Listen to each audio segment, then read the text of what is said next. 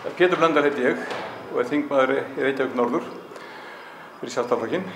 Ég byrjaði daginn með því að klára grein sem ég skrifaði helgina áhættuna af Icesave-reikningunum, hvað mikil hætta á því að þjóðin verði gjaldþrota ef þessi samningur er samþykktur. Svo var ég að skrá upplýsingar hagsmunatengsl þingmanna, þar sé mín, og það var tiltölulega auðvelt. Og síðan hef ég núna verið að hlýða á umræður hér dagskrármál, hvenær ríkisstjórnin ætlar að koma með einhver mál sem að bóur í og hvernig áætlun þingstörfin í júní muni standast.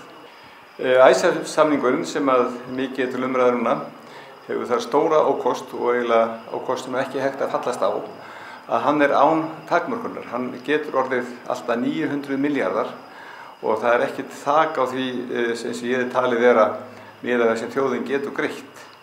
Mér finnst alveg fráleitt að við förum að samþykkja slíkan samning án þess að hafa honum eitthvað þak, til dæmis ákveðið hlutfall af útflutningi fari til greiðslu af þessum samningi eða ákveðið hlutfall af þjóðarframleiðslu. Þetta er það sem ég sitt mest út á þennan samning, fyrir utan það að ég miklar áhyggjur af því hvaða áhrif hann hefur á lánshæfismat íslenska ríkisins og margra íslenska opinbera fyrirtæki eins og Landsvirkjun og Orkuveitu Reykjavíkur og svo framvegis. Þannig að þetta er mjög varhugaður samningur og ég tel að hann hafi verið illa unnin.